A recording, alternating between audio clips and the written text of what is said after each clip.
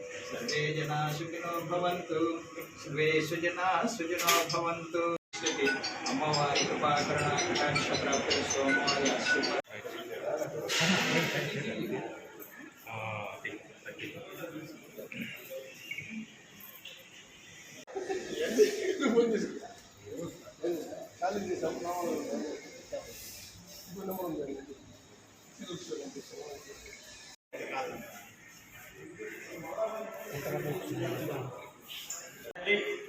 నిన్నటి రోజున నా పైన కొన్ని అబంధాలు వేస్తూ నేను పైలాన్ ప్రాజెక్ట్ అప్పుడు ఉన్నానని చెప్పి నేను చెప్పడం జరిగింది. కానీ నేను ఏ విధంగా లేనని చెప్పి ఈరోజు ప్రమాణ స్వీకారం చేస్తా ఉన్నాను.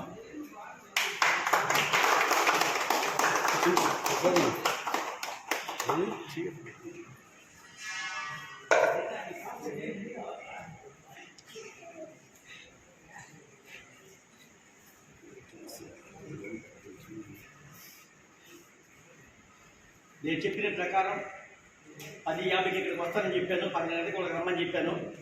11 గంటలకి నా సమయం ప్రకారం నేను వచ్చాను.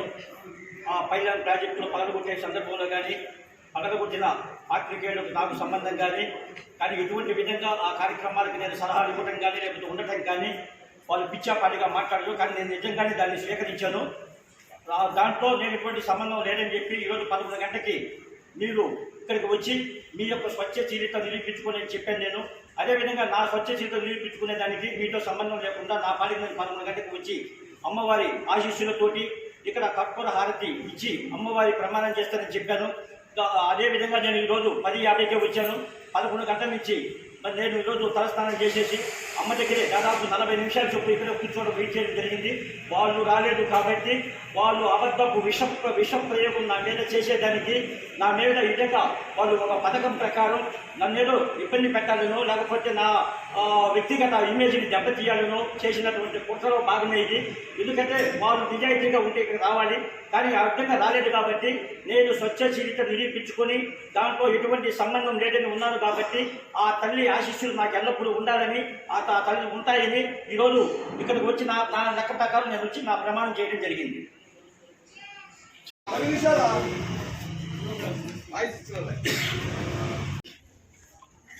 అందరికీ నమస్కారం.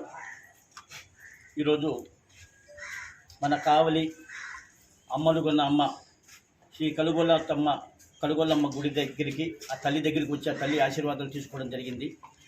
ఎందుకు వచ్చానంటే గత 2 రోజుల క్రితం వైఎస్ఆర్ కాంగ్రెస్ పార్టీకి చెందినటువంటి నాయకులు నా మీద ఒక ప్రచారం చేశారు.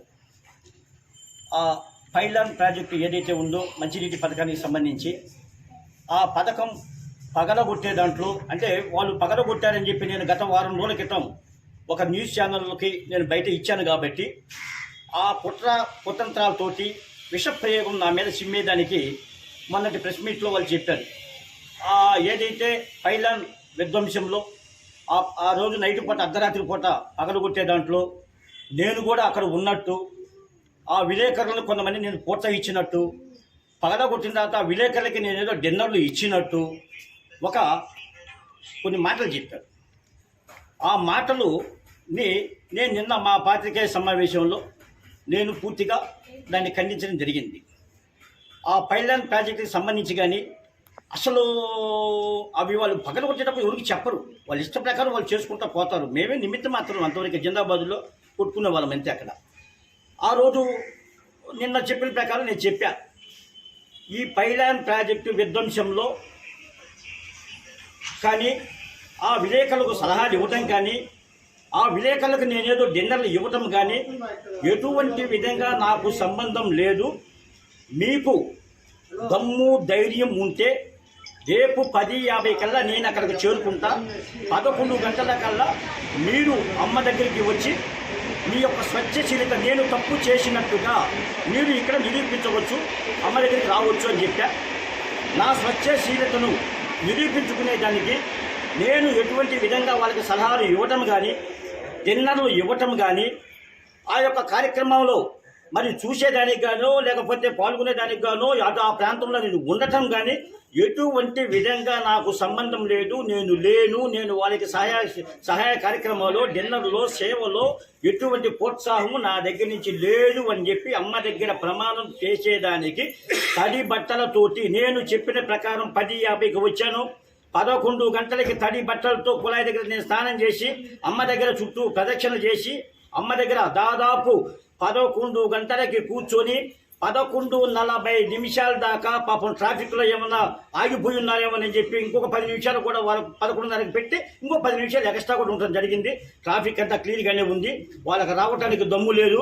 ఎందుకంటే వాళ్ళు చేసింది విష ప్రయోగం కాబట్టి ఆ విష ప్రయోగాన్ని మళ్ళీ మనల్నే కాటేస్తుందని చెప్పి ఒక భయభ్రాంతులతో గురైపోయే వాళ్ళు కాబట్టి నా స్వచ్ఛశీలతను నిరూపించుకున్నాను.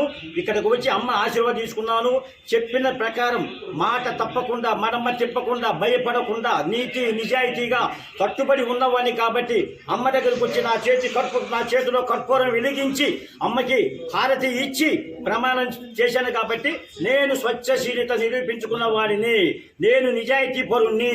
మీరు కుట్రలు కుతంత్రాలతోటి ఈరోజు నా మీద అభియోగాలు చేసి అవి స్వీకరించకుండా అవి మీరు బయట పెట్టకుండా దాన్ని ఏం చేయకుండా ఉన్నారు కాబట్టి, నిరూపించలేకపోయారు కాబట్టి మీరు సమాజానికి విద్రోహులు, విష ప్రయోగాలు చేసేవాళ్ళు అని చెప్పి అమ్మే చెప్పింది.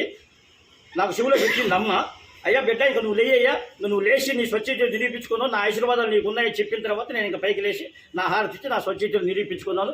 నిజాయితీగా ఇప్పుడే కాదు ఇంకా ముందైనా నేను సంపాదించే 10 రూపాయలైనా నా మిత్రులు, వారు విలేకరులు, ఇంకొకరు సమాజంలో ఎవరైనా నేను ఎందుకంటే 150 రూపాయలు గుమ్మస్తాకాన్ని జరిగిన వాళ్ళు కాబట్టి ఆ కష్ట సుఖాలు తెలుసు కాబట్టి నా సహాయ సహకారాలు, నా సేవలు ఇలాగే కొనసాగుతాయి. ఈ దద్దమ్ములు, ఈ చాటాకు తప్పులకి భయపడేవాళ్ళు కాదు. నేను ఇలాగే ముందుకు పోతా. మీరు ఏందని చేయలేరు. ఆకాశం మీద ఉమ్మేస్తే మీ పైన పడుతుంది కాబట్టి నాకేం కుదరదు కాబట్టి నేను బతికినంత కాలం ఇదే విధంగా నీతి నిజాయితీగా నేను బతుకుతానని చెప్పి మరొకసారి అమ్మ సాక్షిగా మీ అందరికీ నా స్వచ్ఛ జీవితం నిరూపించుకోనని చెప్పి కావలిపట్నం ప్రజలందరూ కూడా మీ ద్వారా తెలియజేస్తా ఉన్నాం. జై కలగొల సంభవి తల్లి.